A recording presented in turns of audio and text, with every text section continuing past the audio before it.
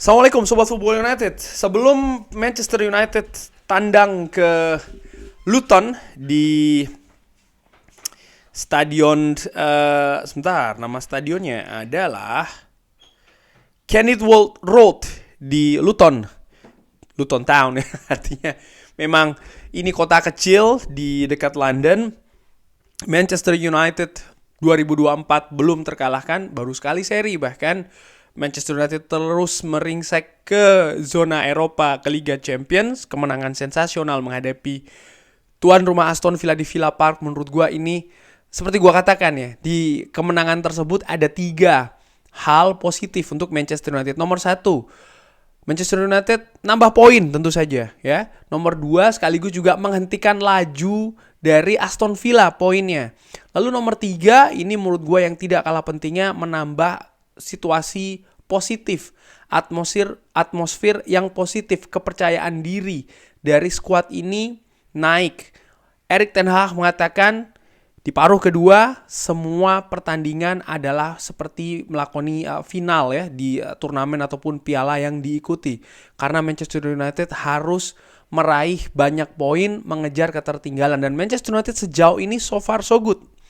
Namun perjalanan belum selesai, masih panjang sekali, ada banyak pertandingan yang harus dimenangkan menurut gue, termasuk juga menghadapi Luton. Di Old Trafford, Manchester United menang 1-0 di pertandingan. Pada saat itu Manchester United seingat gue mendominasi pertandingan, namun kesulitannya untuk bisa menjebol gawang Luton. Gol tunggal diciptakan oleh Victor Lindelof, kalau tidak salah diawali dari skema set piece. Luton sempat beberapa kali memiliki peluang, momentum juga melalui counter, dan ini yang harus diwaspadai. Situasi prediksi di atas lapangan menurut gua tidak akan jauh beda. Luton akan lebih banyak bertahan, Manchester United akan lebih menguasai possession, dan Luton akan mengintip peluang melalui counter attack yang cepat, dan ini harus diwaspadai. Oke. Seperti biasa, sebelum pertandingan ada konferensi pers dari Erik ten Hag. Gue ambil sumbernya dari Manchester Evening News. Pertama yang dibahas adalah situasi cedera Luke Shaw. Ya, seperti kita ketahui di pertandingan menghadapi Aston Villa, Luke Shaw ini ditarik lebih awal. Dan setelah pertandingan, Erik ten Hag mengatakan ini untuk sebagai pencegahan ya. Ada keluhan sedikit dari Luke Shaw. Erik ten Hag menilai Luke Shaw musim ini sudah terlalu sering cedera, sehingga harapannya situasi tidak parah. Tadi gue sempat berpikir apakah ini memang Luke Shaw cedera atau memang ada strategi, tapi Erik ten Hag mengatakan ini memang pencegahan ya dari cedera Luke Shaw. Erik ten Hag mengatakan Luke Shaw meragukan untuk weekend ini, tapi semuanya positif kalau dia bisa melakukannya. Dia diganti sebagai pencegahan, dan itu merupakan keputusan yang tepat. Kita akan bekerja terus sampai dengan hari Ahad. Mengenai situasi Aaron Wan-Bissaka, Mason Mount, dan juga Tyrell Malacia, Aaron Wan-Bissaka akan mengambil beberapa pekan karena dia mendapatkan cedera lagi di latihan pekan lalu. Mason Mount dan juga Tyrell masih membutuhkan beberapa minggu lagi. Dia memiliki kemunduran dia memiliki kemunduran di proses rehabilitasinya. Jadi ini mengambil terlalu lama ya, dan ini tentu saja buruk untuk dia dan juga untuk kita. Wow, ini terkait dengan Tyrell Malacia dan juga Mason Mount. Tapi saat ini kita ada poin yang berbalik dan situasinya positif. Dia akan kembali segera di atas lapangan. Ini tidak akan terlalu lama ya sebelum dia akan kembali ke lapangan latihan ya. Semoga saja kalau Mason Mount, Tyrell Malacia kembali, menurut gue ini tentu saja akan menjadi sesuatu yang positif bagi Manchester United. Setidaknya, sekali lagi setidaknya ke kedalaman skuad ya kan. Syukur-syukur bisa menambah kualitas. Oke. Erik ten Hag mengenai bermain di Kenilworth Road, kandang dari Luton. Jadi lapangannya lebih kecil atau lebih panjang? Ini sebenarnya 11 lawan 11. Tidak ada wasit yang datang. Semua situasi ini tidak sama. Ini sebenarnya yang ingin saya katakan. Kita harus bisa mengatasi segala situasi, dan ini tentang bermain sepak bola. Kita harus membuat hal ini menjadi pertandingan kita, dan tidak masalah siapa yang Anda hadapi. Kita selalu memberikan respect terhadap semua lawan, dan kita tidak berada di posisi untuk meremehkan semua lawan. Saya memiliki banyak respect untuk tim ini dan kita harus bermain sepak bola yang terbaik. Mengenai kedatangan Dan Ashworth yang disebutkan sudah setuju untuk ke Manchester United, dan menurut gua prosesnya ini sudah dimulai mungkin dari belakang layar. Erik ten Hag tentu saja ketika nanti Dan Ashworth datang sebagai sporting director akan bekerja erat dengan Dan Ashworth. Jadi butuh sinergi di sana. Nah, ditanyakan mengenai potensi ini, Erik ten Hag mengatakan, saya bekerja, saya sangat senang saat ini. Ini merupakan sebuah konstruksi. Dan ketika hal berubah, mereka selalu mengatakan kepada saya, tapi di sebuah klub seperti Manchester United, Anda tidak bisa mengerjakan segalanya sendirian. Ini tidak mungkin. Anda membutuhkan orang yang sangat baik di sekitar Anda.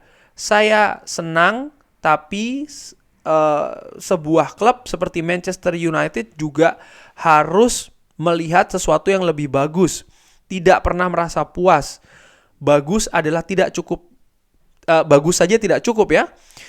Harus selalu menjadi lebih baik. Dan selalu untuk mencoba setiap hari melakukan yang lebih baik daripada hari sebelumnya. Wah, ini Erik ten Hag, ya ini juga sekaligus menyadarkan ya bahwa di klub sebesar Manchester United dan juga klub-klub lain tidak bisa hanya manajer sendiri.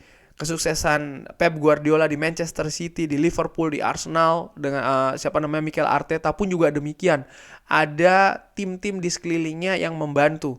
Pun juga Xabi Alonso di Leverkusen. Banyak sobat football United ya, fans Manchester United mulai nih berandai-andai, berimajinasi, wah Xabi Alonso lebih bagus, De Zerbi, bla bla bla. Di sepak bola modern, apalagi di klub sebesar Manchester United, situasinya kompleks. Tidak bisa hanya melihat ke manajer seorang saja. Enggak. Harus ada faktor-faktor pendukung, dan ini harus bisa bersinergi, bekerja sama dengan baik. Manajer bukan seseorang yang memegang joystick di depan game konsol, di depan layar TV. Bukan seperti itu konsepnya. Salah besar kalau mikirnya seperti itu. Ini sepak bola modern butuh banyak bantuan, butuh banyak orang-orang hebat untuk bisa klub tersebut akhirnya mencapai kesuksesan. Termasuk juga penampilan yang bagus di atas lapangan. Menurut gue demikian. Erik ten Hag mengenai bekerja dengan pihak lain, ini sangat penting ketika Anda berada di halaman yang sama mengenai filosofi sepak bola, mengenai taktik sepak bola, mengenai profil-profil pemain yang Anda butuhkan di dalam tim. Jadi ini sangat penting Anda memiliki komunikasi yang sangat bagus ya. Jadi Anda mendapatkan pemain yang tepat. Ini merupakan salah satu faktor yang sangat penting untuk mendevelop sebuah tim yang bagus atau membangun tim yang bagus. Anda harus memiliki pemain yang tepat, tapi juga karakter yang tepat. Nah, sepakat gue. Bukan hanya soal, wah dia bagus di tim A, ble-ble-ble, datangin. Enggak, karakternya cocok nggak dengan Manchester United? Dia ada unsur atau potensi bikin kacau dressing room nggak? Ya kan, hal-hal demikian. Kehidupan di luar lapangannya seperti apa? Ketika dia sedang down, seperti apa karakternya? Ini penting menurut gue. Bukan hanya melihat, oke, saat ini dia main bagus di tim lain, nggak. Tapi ada hal-hal details yang harus juga dilihat, dan ini penting. Dan ini berarti Anda harus melakukannya dengan pekerjaan yang baik. Dan harus bisa harus bisa sesuai ya, dan bersama-sama. Oleh karena itu ini merupakan sebuah proses yang panjang untuk bisa mendapatkan pemain yang tepat untuk masuk ke dalam tim. Apakah Erik ten Hag akan memiliki input mengenai pendekatan atau kedatangan pemain yang baru? Saya tidak tahu tentang pergantian-pergantian. Bukan cuma new appointment, bukan cuma pemain baru ya, tapi juga unsur-unsur yang baru, termasuk juga sporting director. Apakah Erik ten Hag ada pendapat di sana, artinya memberikan masukan ya? Erik ten Hag mengatakan, saya tidak tahu mengenai perubahan-perubahan. Saya berbicara dengan organisasi olahraga yang baru atau new sporting organization. Tapi ini bukan terserah saya. Saya bekerja dan fokus saya pada saat ini adalah kepada tim ini. Kita memiliki rencana untuk membangun kembali. Dan ini yang kita memiliki di klub dan juga untuk masa depan. Kita harus melihat saat ini ya, dan sekarang Karena jendela transfer sudah ditutup di bulan Januari, kita sekarang mulai bekerja untuk jendela transfer di musim panas. Bisa tidak penunjukan posisi-posisi baru di tim ini meningkatkan lagi mood atau semangat di dalam tim? Saya pikir semuanya ini selalu bersama-sama. Kita sebuah klub. Kita ini bukan sebuah departemen yang terisolasi. Dan juga termasuk juga tim pertama ya. Jadi tidak ada perbedaan di sana, semua ini bersatu, harus bersama-sama. Dan mengenai mood di dalam klub, tim harus bisa berperforma bagus dan mendapatkan hasil. Ya, sepakat gue, kalau tim bisa mendapatkan hasil bagus, itu yang akan meningkatkan mood di dalam dressing room. Jadi penunjukan itu ya bisa, tapi akan lebih terasa positif ketika memang ada hasil positif. Dan saat ini Manchester United memang situasinya sangat positif sekali. Ya, mengenai bekerja dengan pihak-pihak lain ya, Erik ten Hag mengatakan, saya bekerja, saya happy saat ini merupakan sebuah konstruksi. Ketika hal-hal berubah, mereka akan memberitahu saya. Tapi seperti yang saya katakan, di sebuah klub seperti ini Anda tidak bisa melakukan semuanya sendirian. Ini tidak mungkin. Anda membutuhkan orang-orang yang bagus ya, yang bagus juga di sekitar Anda. Dan Manchester United selalu membutuhkan atau melihat sesuatu yang lebih baik lagi. Bagus saja tidak cukup. Ya, kurang lebih demikian Erik ten Hag memberikan pendapat mengenai potensi penunjukan Dan Ashworth. Dia melihat ini sesuatu yang positif. Dia juga menilai dalam sebuah klub tidak bisa semuanya dikerjakan oleh manajer saja. Ketika zamannya Sir Alex Ferguson mungkin semuanya lebih simpel ya. Sir Alex Ferguson dengan CEO saja sudah bisa membawa kesuksesan di Manchester United. Tapi setelahnya memang situasi berubah. Manajer butuh banyak support ya, banyak hal yang harus dilakukan oleh pihak lain. Paling tidak menurut gue melihat sesuatu jangka menengah dan juga jangka panjang, di mana manajer tuntutannya sangat besar, sangat berat, dan dia membutuhkan hal-hal details untuk mengatur dari satu pertandingan ke pertandingan lainnya yang jaraknya lebih dekat ya, dibandingkan dengan sesuatu yang sifatnya jangka menengah maupun jangka panjang. Sehingga memang posisi-posisi seperti sporting director yang selama ini menurut gue belum pernah ada di Manchester United. Well, ada football director iya, tapi sporting director kan belum pernah ada. Ini hal yang positif di Manchester United.